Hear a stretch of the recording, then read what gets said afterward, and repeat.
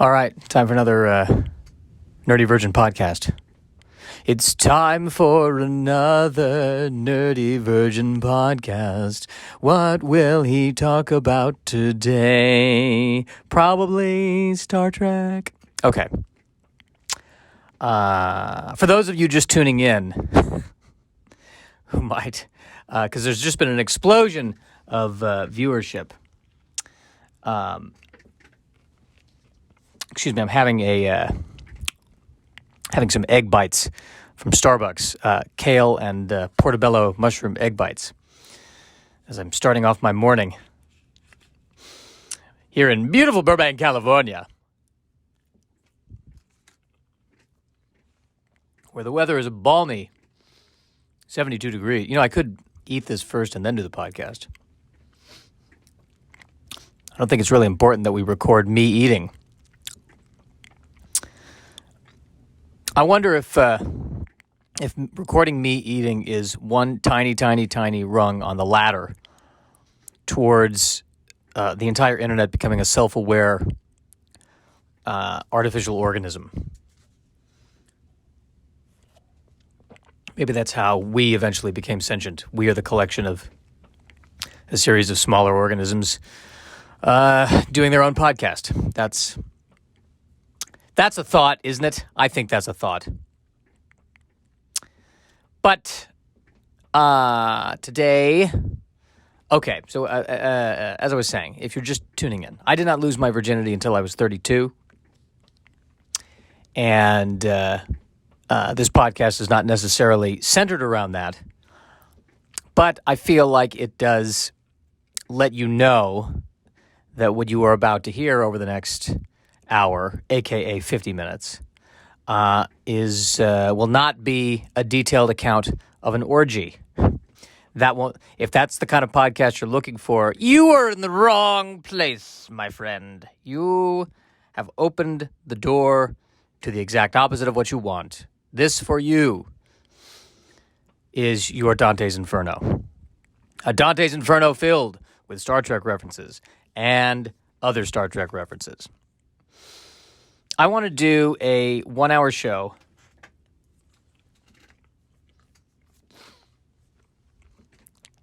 I want to do a 1 hour show that's all about Star Trek Deep Space Nine jokes.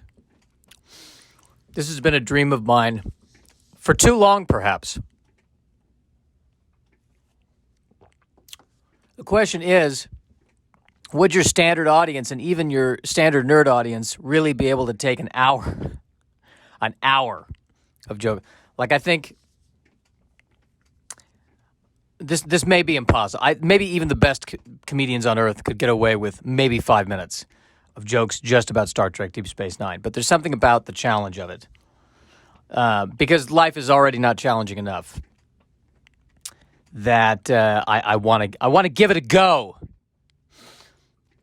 And I hit a really bad depressive patch. And when I hit these bad patches, I go back to the old reliable shows, and one of them is Star Trek Deep Space Nine. Now, Star Trek Deep Space Nine was the first Star Trek series to really go into the serialized arc. All the other Star Trek series before that had been, each episode was a standalone episode, an occasional two-parter. But mostly, at the end of every episode, there was a reset, and everything was back to normal.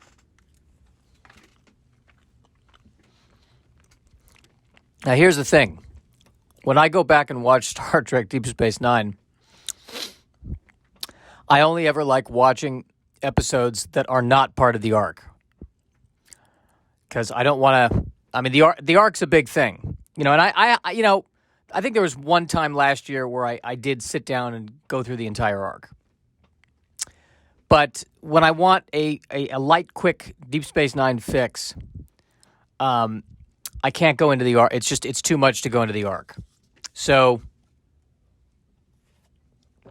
fortunately, I think it took them 3 or 4 seasons before they really committed to the arc. And so there's a lot of, and even after the arc, even after they committed to it, there were a lot of standalone episodes that were kind of outside the arc. So I'm good.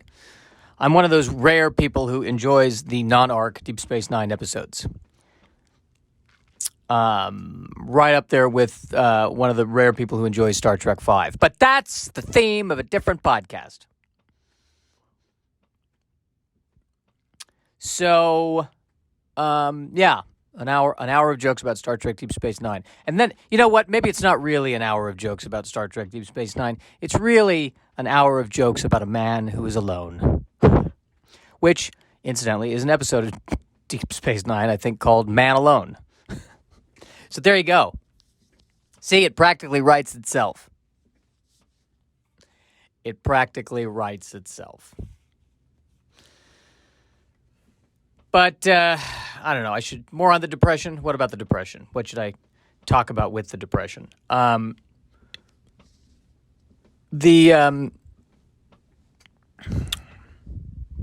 problem with the depression, when I talk about it on stage, is that depression is not active.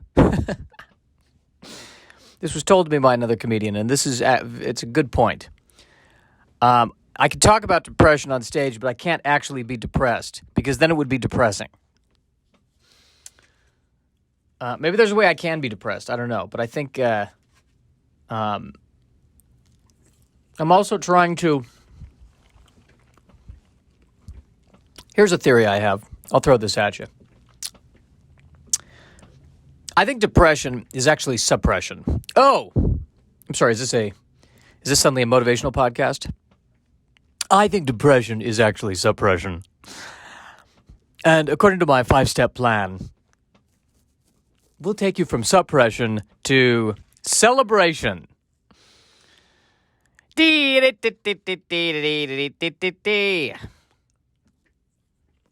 think it's a suppression of emotion for me. And so I'm trying to express my emotions. I'm trying to open up. And I think the other thing I realized, this is very unfortunate. I think if I'm crying alone, that's not really releasing emotion. I think I have to be crying with somebody else present and communicating with another human being. And I hate that. I don't want to rely on other people. I want to be Liam Neeson.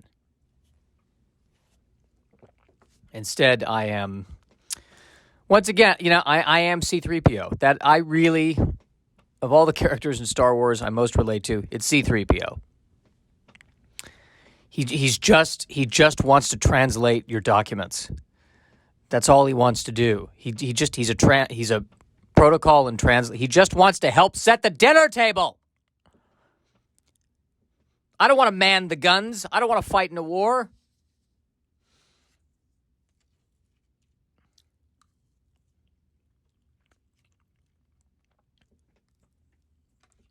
But yeah, that's mostly me. I'm mostly C-3PO. That is mostly who I am, my friends. So I'm looking into. I want to start going to the Al-Anon meetings. Find one that I connect with, and I went to one therapy session. I don't know if I'm going to go to another one exactly because I think I may need the meetings more. I think I may need that kind of energy more. I had a theater professor who told me once, if you don't go to the meetings, even if you go to therapy, as he described it, you are white-knuckling it. And I don't want to white-knuckle it anymore, people. But I think there was a lot of, why I hit this major depression or this nervous breakdown is actually, it's feeling more like it was a nervous breakdown to me. Is because I think it was just a combination, just everything just piled up, and I felt like I broke. Stress is at work because we're about to reopen, and my mom, who's better now, but was seriously ill over the winter. I think the whole the pandemic is another stressor, I would say, and I don't think I've really processed the death of my cousin who, took his own life. So I think that all just, I think the weight of that finally broke me a little bit over the last 2 weeks. And maybe that's a good thing. Maybe sometimes things got to break before they can really be fixed. And then once they're fixed, something else comes along to break them. And on and on and on. And then one day, we become food for the plants. Isn't life wonderful? But as Ben Kingsley was saying on a podcast I was listening to, I think it was the Nerdist podcast. He was saying that, for every moment of pain, there's an equal moment of joy. This is also a line in where is this? This was a line in a Steve Martin play, too. For every moment of pain, there's a moment of joy. I don't know about that ratio. I feel like it's 19 moments of pain and then one moment of, well, I guess that was good sherbet, which I wouldn't even know is joy. I don't know. I think the pain outweighs the joy, frankly.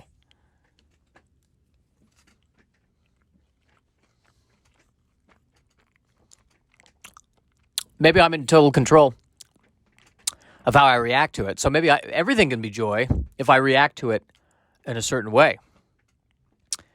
And the kind of people who can turn everything into joy, those are the kind of people I really want to punch in the face. Because I know that they'll find the silver lining in being punched in the face. So everybody wins. Everybody wins. Everybody wins. All right, maybe we look at some headlines on darkhorizons.com. These are movie headlines. Movie headlines, people. Movie headlines. What's going on? The second Unreal Engine 5 demo reel. A year after the initial reveal, Epic Games has now offered a new look at the Unreal Engine 5 and various groundbreaking tools it will bring to game makers. Well, I think that's hilarious because I clearly there's a joke in that title. Unreal. I think the humor here, if you will, if I might explain to you the humor of the title of this, the humor here is that actually, because of groundbreaking technology, the video gaming worlds that it creates actually looks more real. Therefore, when they're saying unreal, it's unreal in quotation marks. I find this thoroughly amusing. Isn't the Unreal... I feel like... aren't they using this technology for movies too, right? I think so. I think this was the...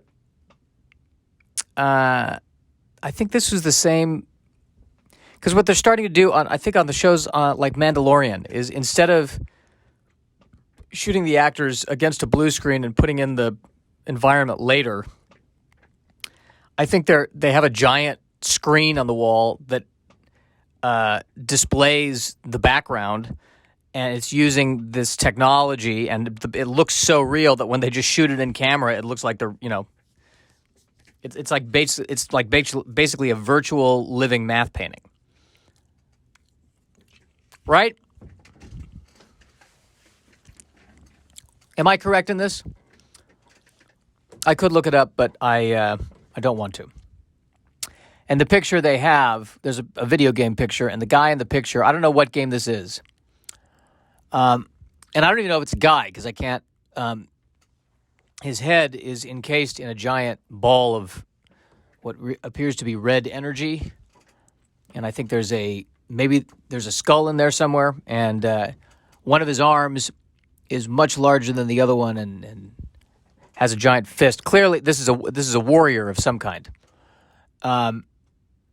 And the other arm is I guess more his normal arm with his normal hand. And but living.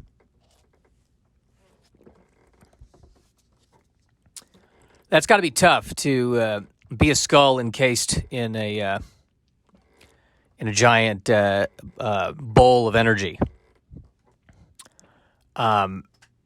You could say he sees the world through red-colored glasses.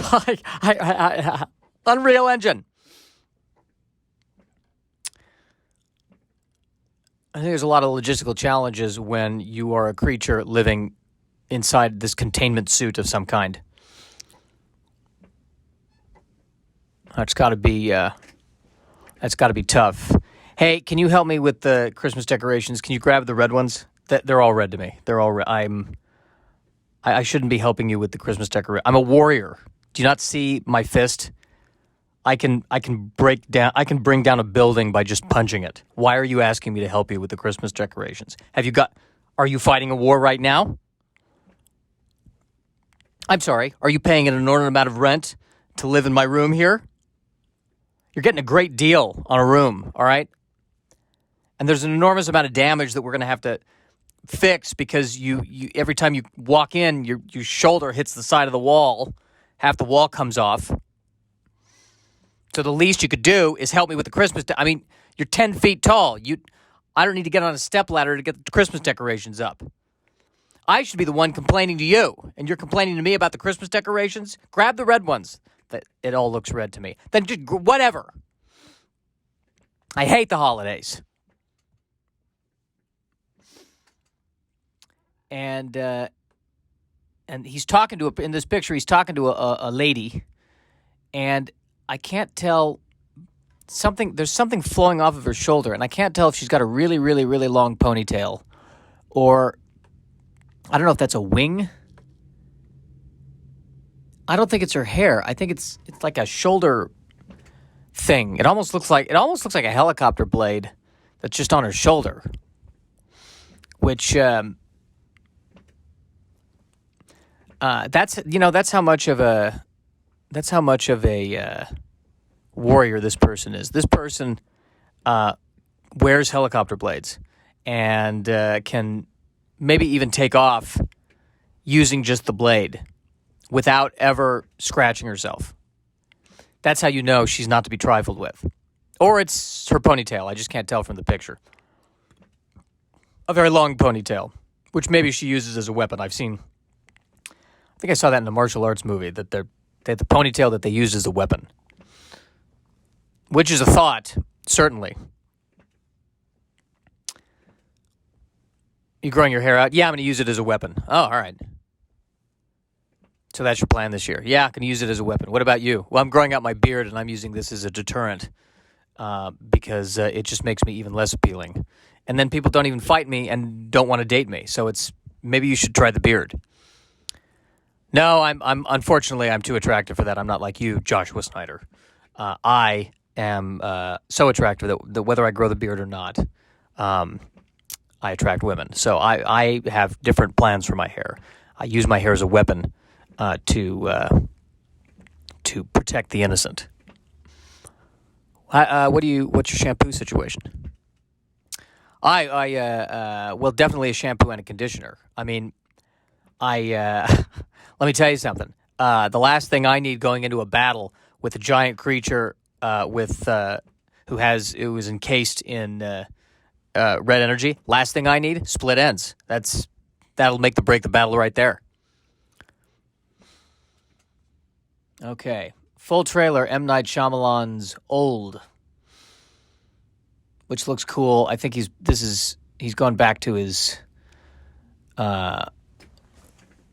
horror movie roots. And I always liked M. Night Shyamalan.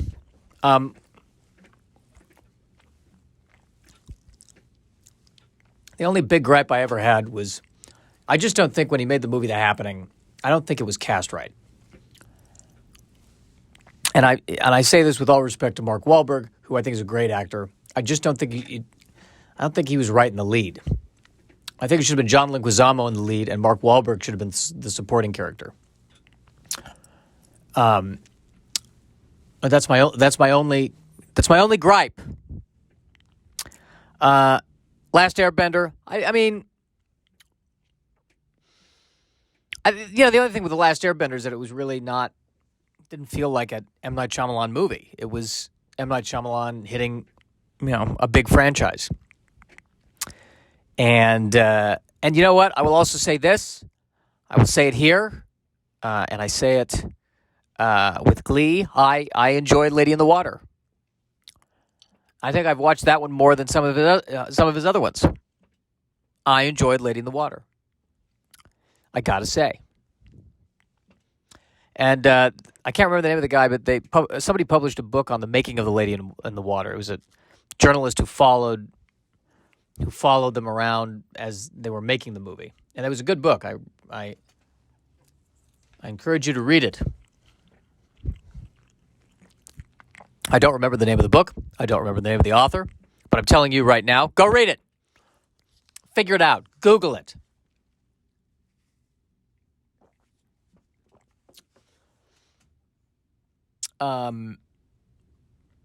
Yes. M. Night Shyamalan. Good. There we go. All right, well, let's keep going. Moonfall and French Dispatch set dates. Okay, well, Moonfall, the film sees a mysterious force knocking the moon from its orbit around Earth and sending it hurtling on a collision course with us. With mere weeks before impact and the world on the brink of annihilation, NASA executive and former astronaut Jo Fowler is convinced she has the key to saving us all, but only one astronaut from her past, Brian Harper, and conspiracy theorist Casey Houseman believe her. The unlikely heroes will mount an impossible last-ditch mission into space, only to find that our moon is not what we think it is. Wasn't this a Doctor Who episode? The moon turned out to be a giant egg. Did I just give away this movie? The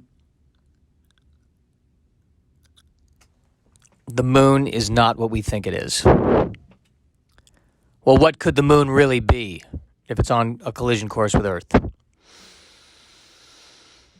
Obviously, it's the Unreal Engine. That's what it is. It's just such a realistic special effect. We thought it was really there. We could even land on it. That's how unreal it is. It was that real. It was so real, it was unreal. The moon is not what we think it is. I hope whatever it is, I hope it can talk. That's what I hope. I hope they make contact with this, and the first thing it says is, "My name is not the moon. My name is Barry. Stop calling me the moon." Who came up with the moon? Who did that? I've been up here the whole time. You could have asked me at any moment. But nobody asked. They just called me the moon. You know how horrible that is to be called something that my name is Barry. My name is Barry Jenkins. That's not complicated. Write it down. Barry space. Sorry, I'm dealing with human beings. I want to make sure you get, you don't think it's all one word. Jenkins. You capitalize the B and the J, by the way. Morons. The moon is not what it is. Love it. Oh, and in the same article, they're also talking about the release of the next Wes Anderson movie, The French Dispatch. Please, you know what we need? Obviously, I've not seen this moon movie yet. Have no idea if it's good or bad or what. But I think we can all come to the satisfactory conclusion, that if it had been directed by Wes Anderson, it would have been something special. I'm not saying it would necessarily be better or worse. I'm just saying it would be different, but special. These full-on... and I think it would have a more whimsical title. We wouldn't call it. It wouldn't be Moonfall. It would be. Oh no, not the moon. Oh goodness, the moon. And Bill Murray would be in it, obviously.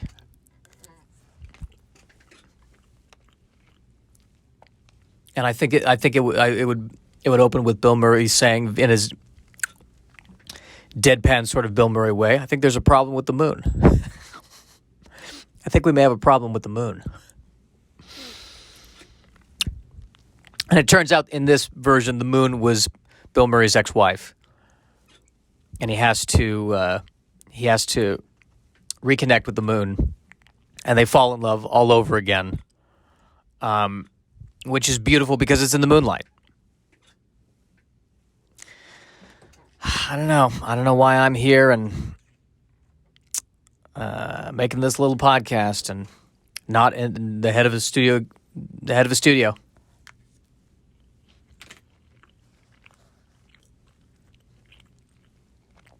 I don't understand it. Wes Anderson's the moon. That would be beautiful. All right.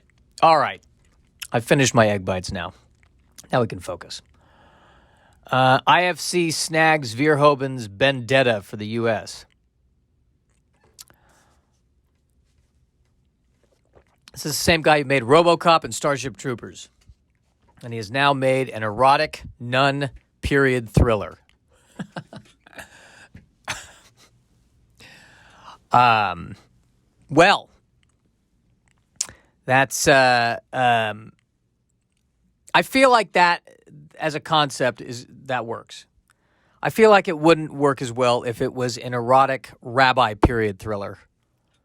It wouldn't be called Vendetta. It would be called, I don't know. Oh no. What would my mother say? Much less, it wouldn't be a thriller. It would be it would be a comedy. It'd have to be. There's no way that could be a thriller.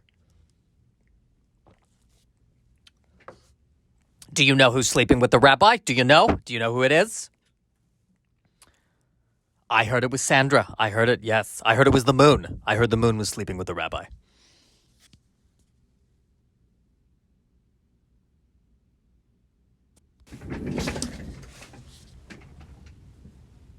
Let's see. Terry Silver is back in Cobra Kai season. I haven't watched Cobra Kai. I have no desire to watch Cobra Kai. I hear it's wonderful. I'm sure it's wonderful. I never really got into The Karate Kid as a movie. I vaguely remember seeing it and just not... I don't know. It didn't connect with me. I think that it was weird, but I think it didn't connect with me when I first saw it because how do I put this? It wasn't Star Wars. It was, once I saw Star Wars, it was really hard to watch anything else for a while because it was so mind-blowing for me and my 4-year-old brain that it was really hard to, it's a drama about a kid learning to stand up to bullies and learning to maximize his potential. I'm like, that's all great, but where is the giant space battle? No, Josh, there's more to life than Star Wars. Is there?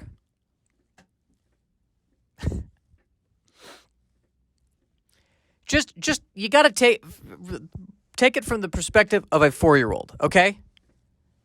I've just watched a massive space battle, and I'm 4, so it's all real. It's not, I don't see that it's special effects.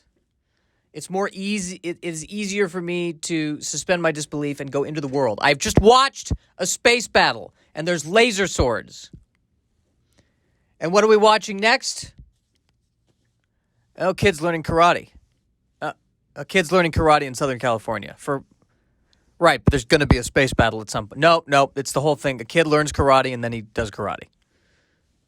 Is it in space? No. Is it near space? Well, is there a night sky at some point, at least? I think in one scene there's a night sky. And maybe if I squint really hard, I can see the space battle! That's my problem. So there's, the problem is not with the Karate Kid. The problem is once you go space battle, it's hard to go back. That's a phrase, right? Well, it is now. It is now, people. It is now.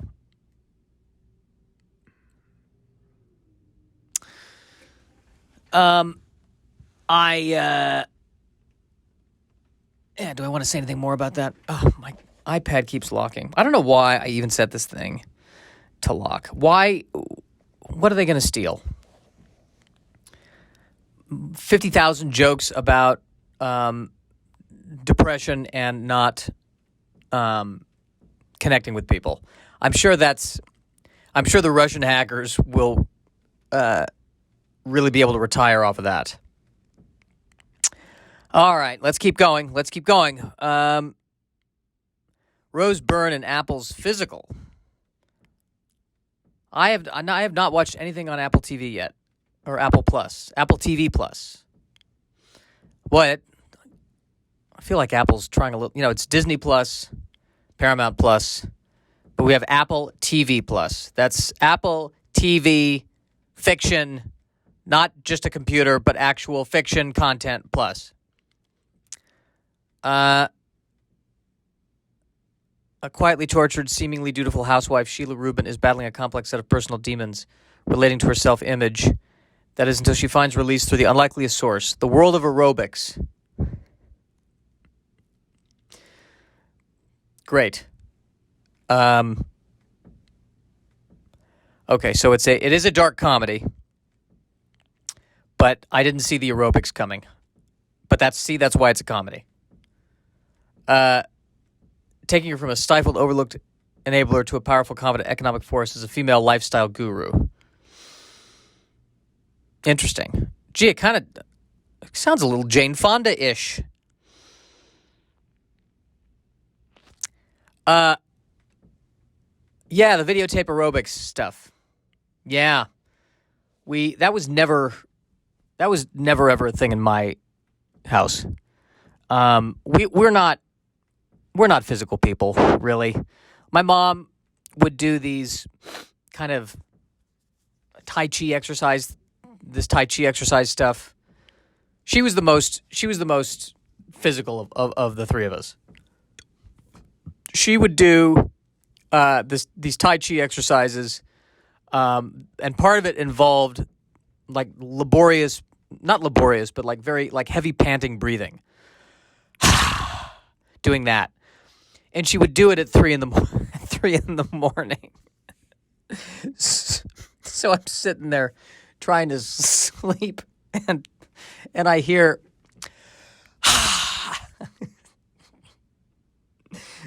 sounds like somebody's getting punched in the stomach at 3 in the morning. That's how I knew if it was going to be an insomnia night or a non-insomnia night. If I could sleep through it, it was good. But if come 3 in the morning, I heard, I knew it's going to be a long night. My dad had an exercise bike. It was an exercise bike that also had those not handrails. Boy, what's the name of it? You can pull and push on the hand things. The handlebars could move. So it was a way that you could, I guess, also exercise your arms while exercising the bike. And they were connected to the pedaling, so you could theoretically run the exercise bike without actually pedaling by pulling and pushing on the arms. And so he would ride that for 20 minutes a day in his closet. He had his own tiny closet, the dad closet. And that was where he would exercise while listening to music. So if I wanted to watch TV, his closet was right next to the TV in the den. And so if I'm watching TV while he's exercising, it means I'm now hearing the exercise bike, which made an enormous amount of noise. And what did I do for exercise, you ask? What remarkable athleticism did I display? Well, in high school, I got this, I don't know, it was like a calcium deposit or some weird thing in a vein on my hand that freaked me out. And the doctor said, well, maybe you should move the body a little bit. Maybe this is because you're not doing anything. So my dad also had weights, and so I lifted these little dumbbells that were I don't know probably a half a pound each, and so I lifted weights for a 3-month period in high school, and that was between the three of us. I think you can see we could form a superhero fighting team. that would really just annoy and confuse the bad guys. Mom walks up to Magneto and goes, and he says, "What the hell are you doing? Stop that. I'm trying to sleep here." I don't know how we made it into this century, frankly. I'm amazed that we got this far. I should be thankful every day that somehow we survived. That was our exercise routine, children.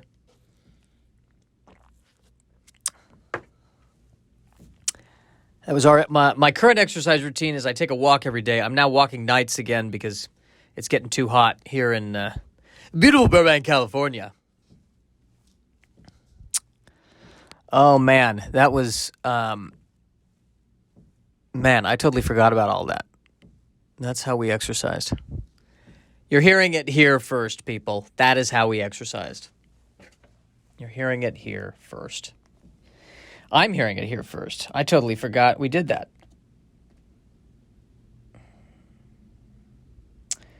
All right, let's keep going. Apple TV content, better than Netflix, plus, multiplication, times. New trailer, Disney's Jungle Cruise.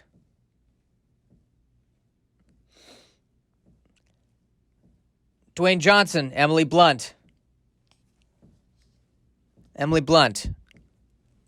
Good for Emily Blunt. This is now I think what's happening with Emily Blunt is I think she started out doing and she still does the serious dramatic work, but she's now doing these big action movies so that she can buy her mansion and then go back to doing the dramatic work. Yay. Win. We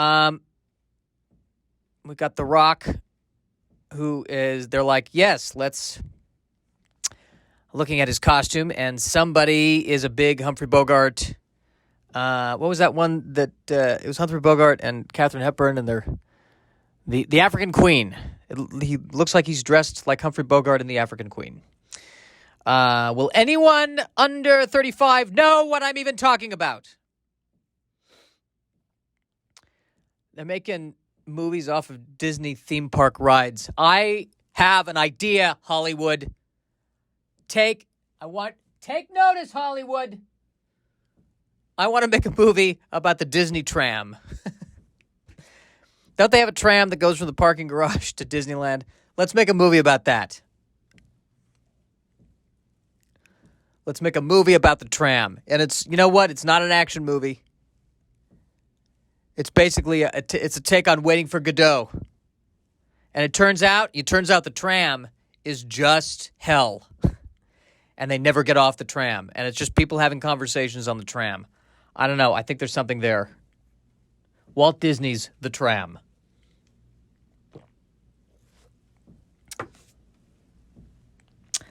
Uh-oh, people. Uh-oh. I clicked on this article. This article is going to be fraught, people. This article is going to be fraught. Abrams reflects on Star Wars planning. All right, here we go. What is he saying? What's the quote? I've been involved in a number of projects that have been, in most cases, series that have ideas that begin the thing where you feel like you know where it's going to go, and sometimes it's an actor who comes in, other times it's a relationship that as written doesn't quite work, and things that you think are going to just be so well received just crash and burn, and other things that you think like, oh, that's a small moment, or that's a one-episode character suddenly become a hugely important part of the story. What did he just say? I don't know. That sounds like everything. Sorry, I'm totally got lost with that quote.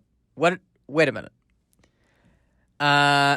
Abrams was directly asked if he felt the new trilogy would have benefited from having a plan right from the get-go. And he says, oh, there's more. Okay. I feel like what I've learned as a lesson a few times now, and it's something that especially in this pandemic year working with writers, The lesson is that you have to plan things as best you can, and you always need to be able to respond to the unexpected, and the unexpected can come in all sorts of forms, and I do think there's nothing more important than knowing where you're going. I've had all sorts of situations where you plan things in a certain way, and you suddenly find yourself doing something that's 180 degrees different, and then sometimes it works really well, and you feel like, wow, that really came together, and other times you think, oh my God, I can't believe this is where we are. And sometimes when it's not working out, it's because it's what you planned. And other times when it's not working out, it's because you didn't have a plan.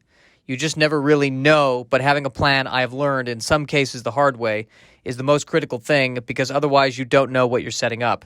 You don't know what to emphasize, because if you don't know the inevitable of the story, you're just as good as your last sequence or effect or joke or whatever, and you want to be leading to something inevitable. Okay, so overall, I think he's saying if you have to choose between a plan and no plan, have a plan. Now, the irony of this is that the Star Wars characters in most of these movies never have a plan. You know how he should have answered the question. He said, I didn't have a plan. You know why? I was using the Force. I let the Force guide me. And if you don't like where the Force has guided us, then this is a direct quote from the Force. Go force yourself.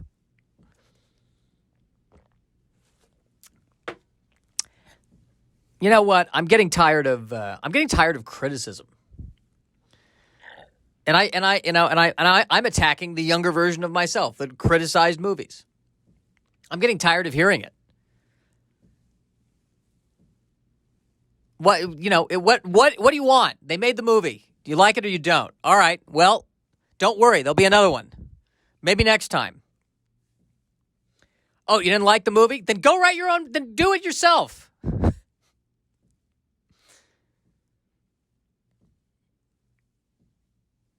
Yeah, I'm tired of criticism overall. You watch it. I like it. I didn't like it. It's fine. Other people love it. There are people out there. Rise of Skywalker got a lot of negative reviews, but there are people out there. I guarantee you, there are children who saw that movie, and that movie has changed their lives. And that movie had an enormous effect on them. And because of that movie, they will now, maybe it saved them. So, back off, America. Back off. And I like to write jokes about movies. I really do. But I find I don't want to hurt feelings. But what I like to do is I like to pick apart the logic of movies. I find that very fun. But hopefully it is in a way, and maybe I need to make this more clear, it's in a way where it's hopefully not, the person who made the movie isn't going to cry if they see me making fun of the movie. But then I have to remind myself, no one's listening to this podcast.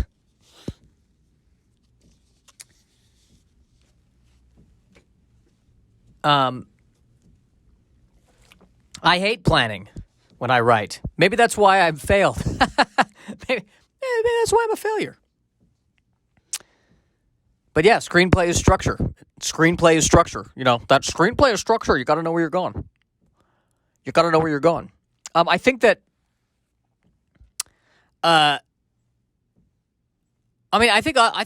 isn't a movie is also an argument in a way. It's trying to make a point. It's trying to say, this is the way we think the world works, and here's why. And it's using the story as a way to impart a lesson of some kind. So maybe that's the lesson of the movie. Is have a plan.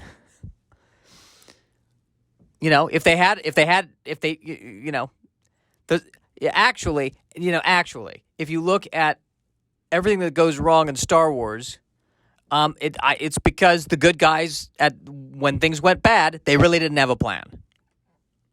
The Jedi, not much of a plan. They just vaguely knew that the dark side was coming, but maybe if Yoda had sat down and mapped out everything, gotten rid of weird subplots, maybe they would have avoided the whole situation to begin with. But you know what? I've never made a full-length movie, so I'm not gonna judge. On the other hand, everyone else gets to have their opinion. Why can't I? I'll tell you one thing I loved about the new trilogy is the John Williams score was great, as usual. I've said this before, and I said this again. If you don't like any Star Wars movie, don't think of it as a Star Wars movie. Think of it as something to give John Williams to go write a score to. He needs to write a score based off of something. Don't think of it as a movie. Just think of it as a John Williams score, and someone came along and came up with some images to throw up against the score. And if you don't need, you don't need the images to appreciate the score. There, problem solved.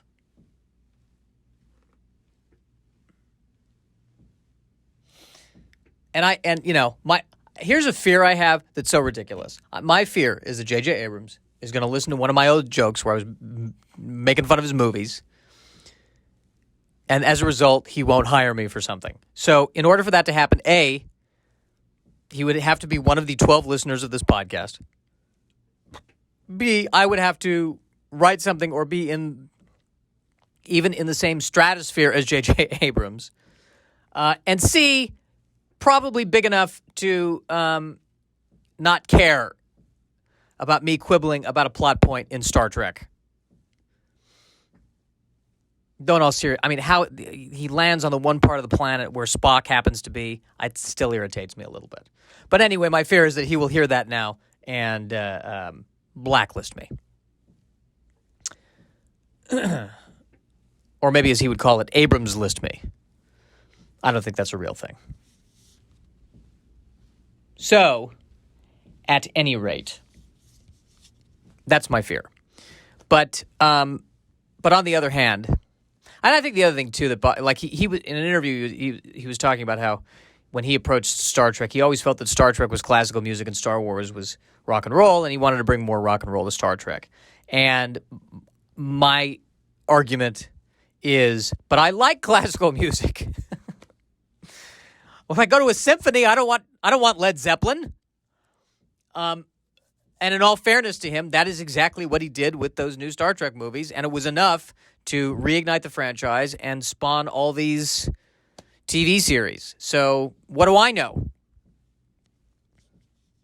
The other thing I will say about J.J. Abrams, because I am genuinely paranoid now that he's going to hear this, even though nobody listens to this podcast.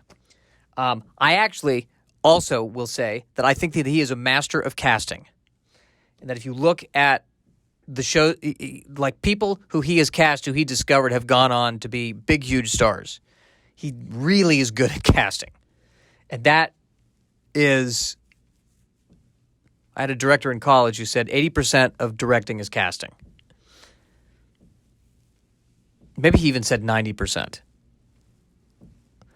Like J.J. Abrams was the one to prove to the world that, Kirk, Spock, McCoy, that you could have more than one interpretation, which we probably already should have known that, but he was the one to prove it. And now we've had, 3 Spocks? We've had 15 Spocks. It'll be like the next Hamlet. A measure of an actor is what's their Hamlet and what's their Spock? What's your angle on Spock?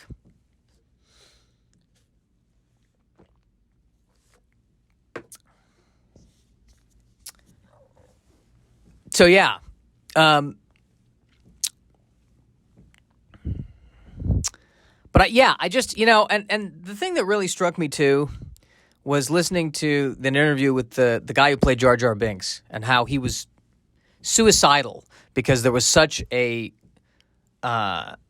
outrage against his character and such rage from the fans, and I don't like that notion that somebody is feeling suicidal because people didn't like a movie. Like, really? That's what our society has come to. We're supposed to be like nerds are not. Nerds are not supposed to be the bullies. I feel horrible for every single Jar Jar joke that I have told. I feel horrible now. have I told a Jar Jar joke? I can't even remember the last time I told. Well, by the way, I think they should have brought back Jar Jar. I think it would have been, if they brought back Jar Jar and made him like have a noble death, it would have been awesome. That's my take on that. But also, hindsight is 20/20. But I don't like that. I don't like the notion that he felt that way because there was such a negative reaction to a movie.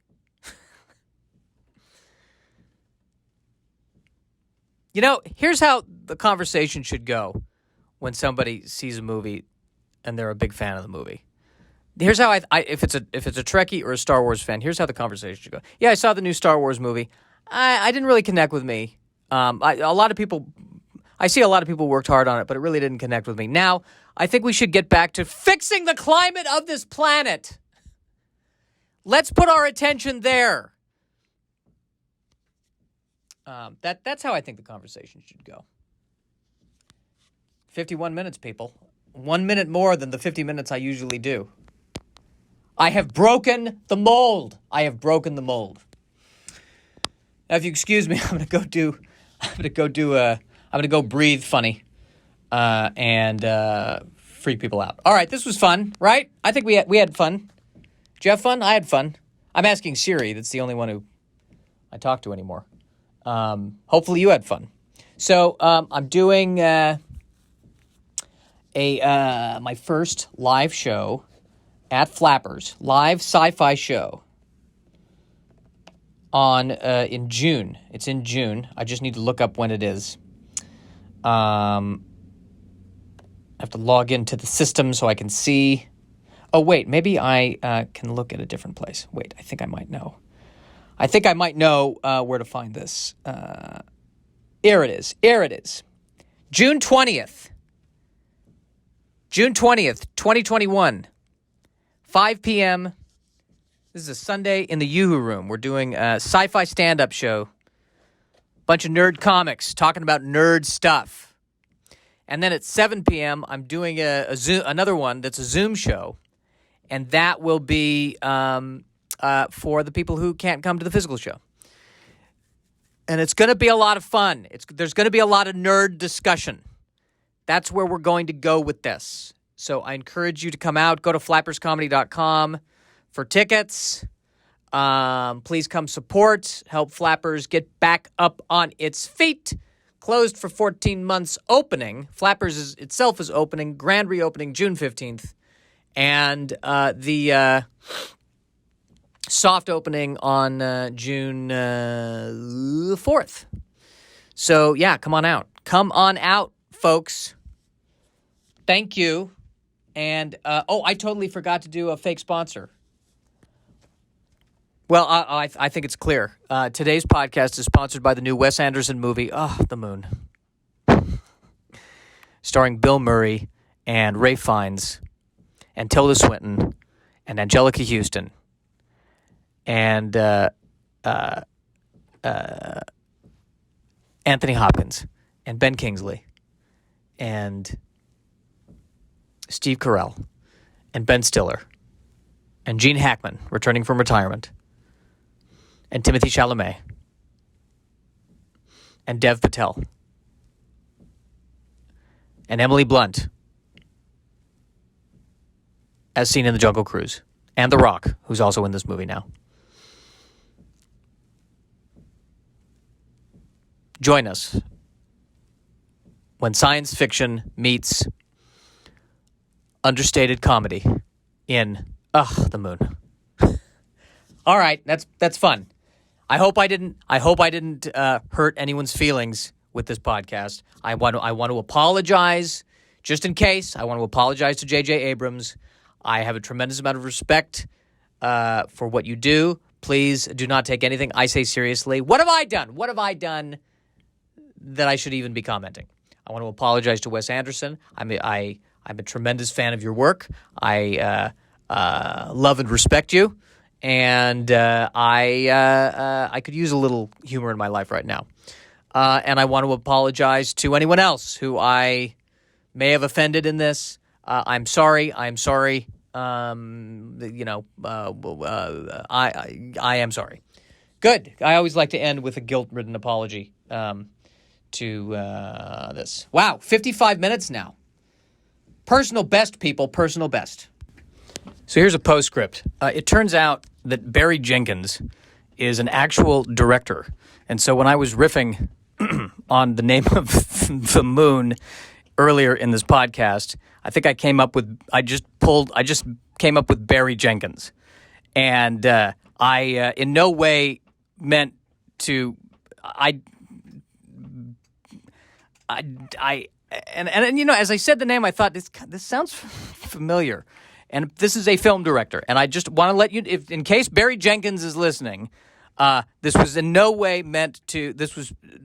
I hope I did not offend you by having the character of the moon in my sketch that I made up on the spot named Barry Jenkins. It was no way to be, hopefully this is not offending anybody.